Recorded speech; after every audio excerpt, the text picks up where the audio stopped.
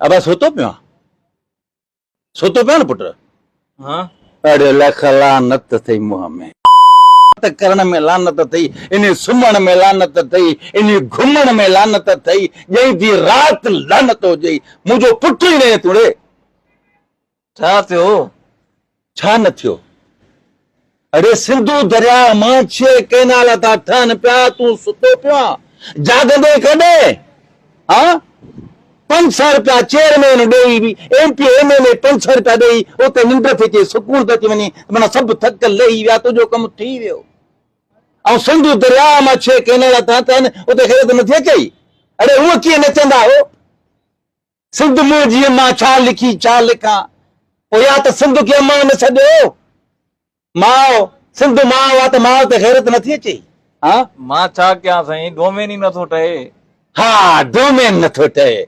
अरे लख लानत थई, डोमेन ते लानत थई। अरे ॿुध, जॾहिं हो थो थिए सकाफ़त ॿियारो थो मल्हाए जे जहिड़ी टाइम उते नचण सां थो लॻे, अजरक टोपी पाए निरे ते उते वञी नचण, पाण बि वञे थो रना पंहिंजूं मां ज़ाल खे वठी उते वञी ज़ोरी वञी उते नचाए, उहा तुंहिंजी सकाफ़त आहे, उते नच।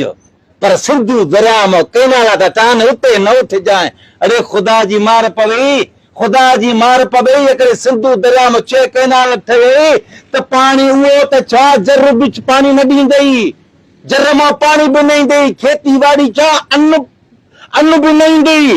जॾहिं दरिया पाणी न आयो, जॾहिं दरिया में पाणी न हूंदो त इहा आबादी कीअं थींदई? हाँ त अन्न किथां खाईंदे? चैनल मना कयो आहे कि ॿिए कंहिं ईश्वर ते ॻाल्हायो, उन ते न ॻाल्हायो। हाँ शकी थी। अरे शकी थी, कुछ शकी थी। जे चैनल में तुझी हेतरी हले भी नथी, जेको तुझी रिपोर्ट नथो हलाए, सिंध जी रिपोर्ट नथो हलाए, उन चैनल ते ड्यूटी छो तो करे? छो तो करे उन चैनल ते ड्यूटी? हाँ नचण तुझी सकाफ़त में आ। हाँ गैरत ही गैरत जो मामलो आ, इहो उथी ॾेखार त गैरत भी तुझी सकाफ़त में आ। सिंध गैरती, सिंधी गैरती आहिनि। आराम तो कयां, सॼी राति सॼो ॾींहुं वियासीं हेॾे MP साहब सां गॾु।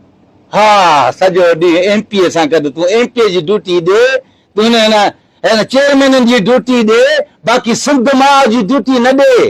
अरे जंहिंमहिल पाणी खुटे, अन्न खुटे, ॿाटां ॾींदे, बुख मरंदे, पोइ धक हणंदे, कुझु न मरंदई। मूं हिकिड़े सां कहिड़ो फ़र्क़ु थो पए, दुनिया आहे न पाण ई बचाईंदा। हाँ दुनिया आहे पोइ बचाईंदा, लख लानत थई मुंह में।